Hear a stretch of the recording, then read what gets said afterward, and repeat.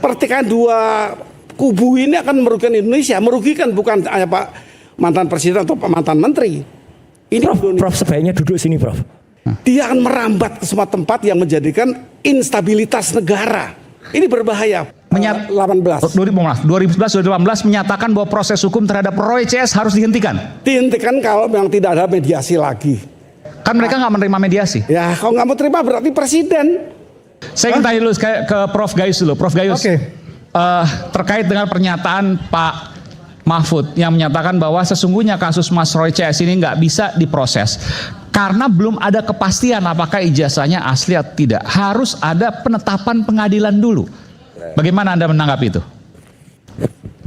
Ada dua kata lagi selain bisa, ada kemauan dan ada satu kehendak untuk apa tadi pertanyaan Pak Mahfud? Harus dibuktikan dulu lewat penetapan pengadilan apakah itu sidang dan seterusnya.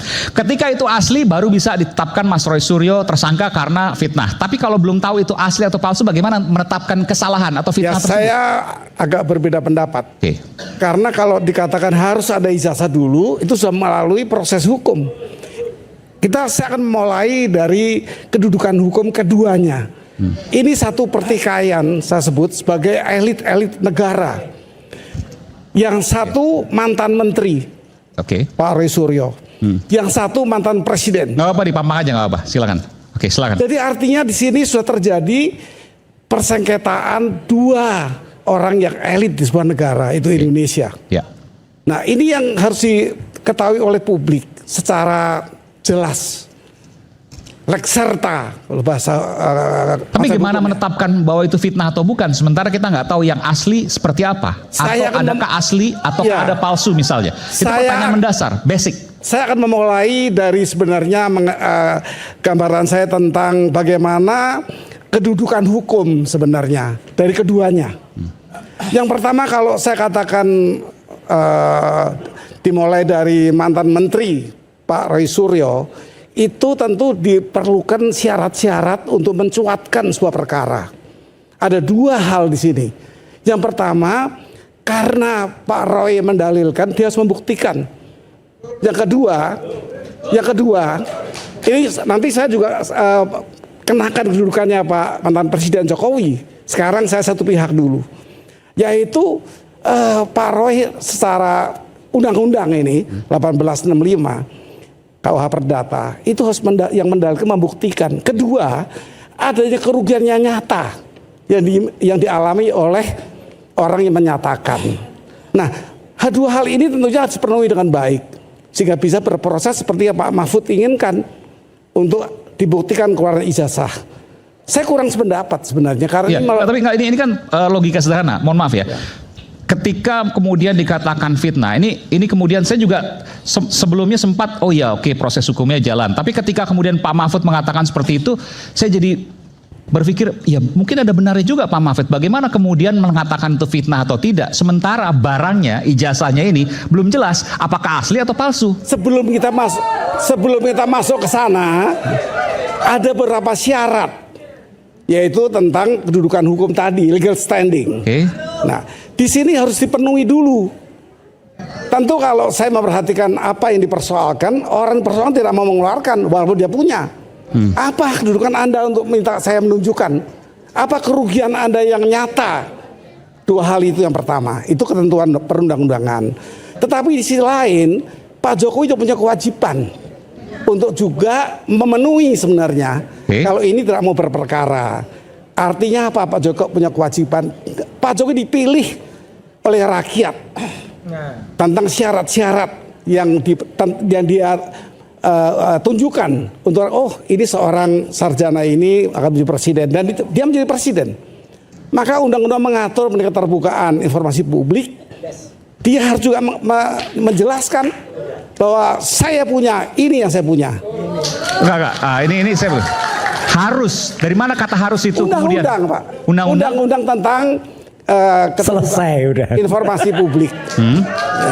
Tapi ini belum selesai. Undang-undang ini baru persyaratan. Maka saya akan kedua pihak mohon maaf, Undang-Undang jelas ya, Keterbukaan kalau mau Informasi saya- Publik menyaratkan harus menunjukkan karena mantan atau akan menjadi pejabat publik. Gitu. Karena dia sudah berhasil menggunakan ijazahnya yang salah satu syarat ketika itu di KPU, maka ketika ditanyakan oleh publiknya, dia wajib menunjukkan.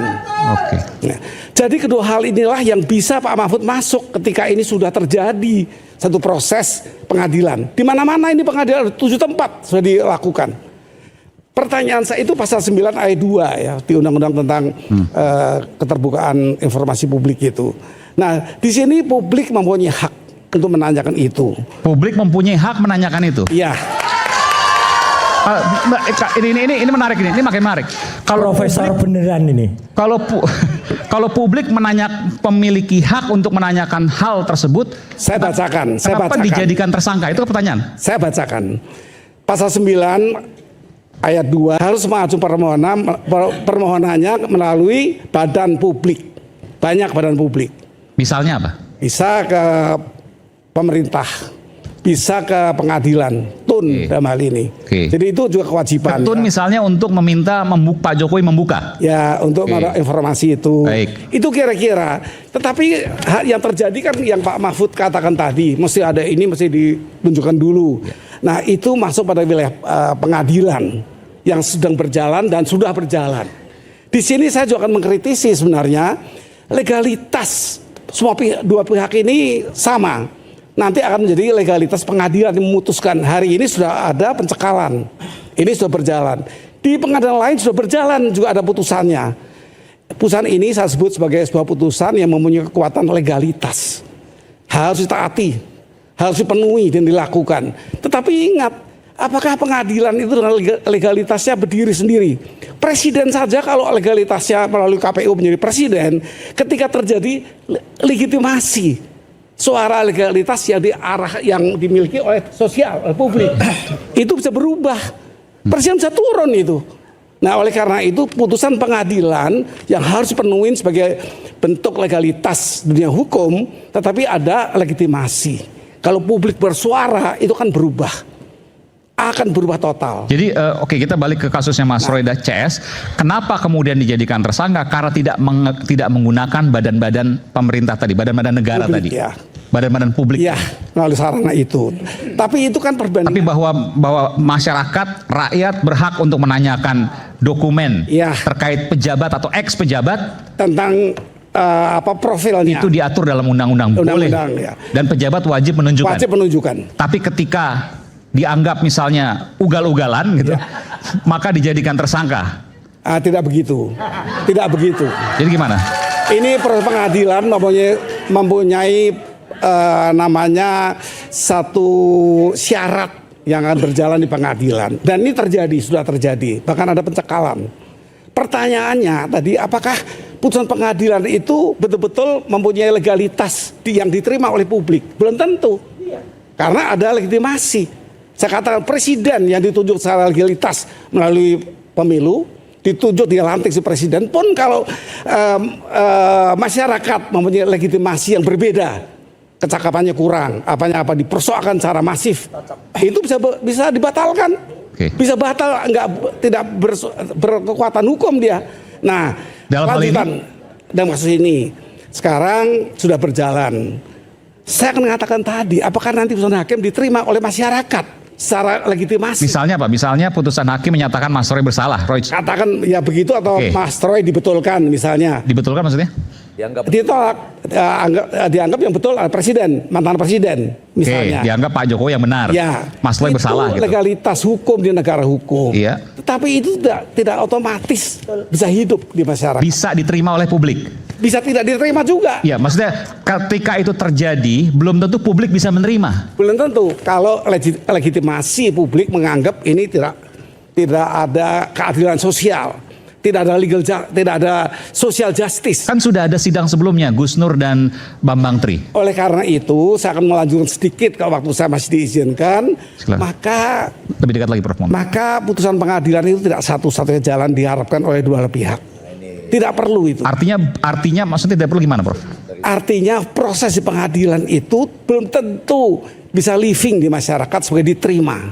Saya membaca, artinya begini, belum tentu putusan pengadilan itu benar.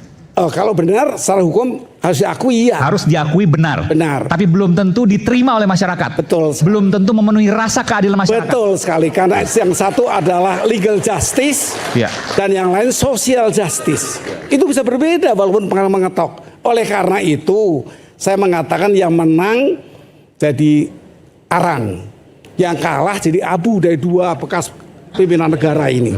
Tapi kan kita bukan bicara itu, Prof. Kita bicara kalau di jurnalistik ada kebenaran yang harus dicari. Dan itu yang harus kemudian kebenaran, apapun hasilnya kita nggak bicara soal itu, tapi prosesnya yang harus kita cari. Tidak sepotong begitu.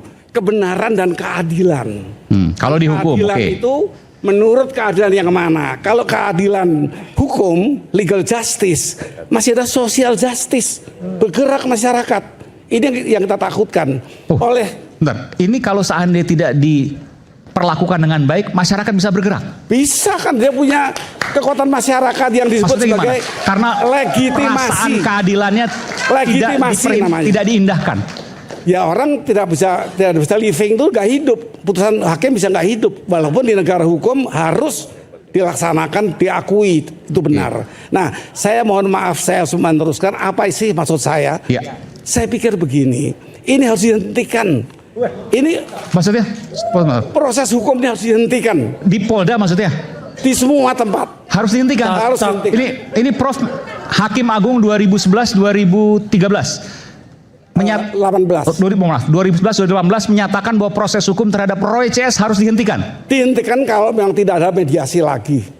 Kan mereka nggak menerima mediasi. Ya kalau nggak mau terima berarti presiden punya hak. Kenapa harus dihentikan, Prof? Kan ada Pak Jokowi yang merasa dirugikan. Begini ya, ini akan menimbulkan satu bagi saya polarisasi namanya. Polarisasi hukum dan politik. Dia akan merambat ke semua tempat yang menjadikan instabilitas negara. Ini berbahaya, bukan Indonesia saja, bahkan internasional. Hati-hati, ini seorang presiden, mantan presiden. Artinya ini menjadi wajah dari hukum Indonesia. Kalau ini salah penanganannya, ini merugikan Indonesia. Pertikaian dua kubu ini akan merugikan Indonesia, merugikan bukan hanya Pak mantan presiden atau Pak mantan menteri. Ini Prof sebaiknya duduk sini, Prof. Prof Gayus saya tahu Prof Gayus adalah sosok yang objektif. A dikatakan A, B dikatakan tidak B. memihak. Ya. Saya tahu, berdiri Prof, atas apa yang saya pahami dan saya yakini. Tapi kan begini, Prof. Oke, saya berdiri di tengah. Tapi saya ingin tanyakan begini, bagaimana kemudian ketika orang sudah merasa dirugikan, lalu kemudian proses hukumnya dihentikan? Ada rasa keadilan juga bagi yang dirugikan, yang merasa dirugikan. Kalau kita ingat kasus Tom Lembong, ya, dihukum 3,5 tahun, pun dihentikan oleh presiden karena apa? Saya meyakini ada kekhawatiran bahwa nanti kalau dilanjutkan proses hukum ini bisa menjadikan polarisasi politik dan hukum merambat ke semua pihak. Yang nggak diuntungkan arang dan abu. Ini usul saya malam hari ini agar didengar presiden. Dan presiden hari ini baru menandatangani rehabilitasi terhadap 3 orang di kasus korupsi ASDP. Ira Puspadewi dan kawan-kawan yang kemudian ditantangkan oleh Pak Prabowo. Dan ini bukan yang pertama karena sebelumnya ada amnesti dan abolisi terhadap Tom Lembong dan Hasto Kristianto. Jadi presiden tentu mendengarkan hal ini. Presiden inilah yang sebenarnya presiden harapkan saat ini. Dengan ketegasannya, bahkan dengan ide-idenya. Beliau bukan. Tapi dalam proses hukum ini apa bisa dihentikan? Kalau seandainya sudah diputus vonis, kan yang kita lihat sudah divonis baru bisa dihentikan. Oh tidak selalu, justru ini yang sebelum diputus pengadilan ini lebih asli dari bentuk abolisi. Bentuknya apa, Prof? Ya menghentikan proses hukum yang akan dikhawatirkan. Presiden nggak mengintervensi hukum? Tidak, dia punya hak politik yang berkaitan dengan hukum. Abolisi, amnesti. Itu semua bagian-bagian dari presiden melakukan tindakan-tindakan agar stabilitas negara dan keamanan negara. Hukumnya adalah salus populi lex exto. Keselamatan. Ya bisa juga pakai itu. Keselamatan umum adalah hukum tertinggi. Hukum tertinggi. Exto ya. Jadi yang dia memang tidak ada lagi. Tapi saya berharap sekali lah.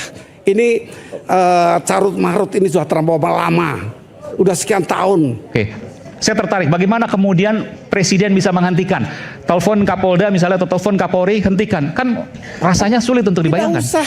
Gimana, Prof? Satu putusan abolisi cukup. Walaupun dalam Perkara proses hukum ini masih penyidikan bisa diabolisi. Justru sebelum putus ini lebih baik. Kalau tidak, mesti amnesti nanti. Bagi yang salah diampuni. Itu satu hak atau satu kewenangan Presiden juga. Tapi ini mumpung belum ada putusan hukum, maka hentikan saja. Karena ini polarisasinya akan jauh. Tapi kalau gini bos, kalau seandainya ini dihentikan, Mas Roy dan kawan-kawan kan akan tetap menagih kebenaran itu, versinya Mas Roy dan kawan-kawan. Begini, artinya tidak akan berhenti juga. Abolisi dikenal permanen. Pada pengalaman negara lain, abolisi tidak permanen.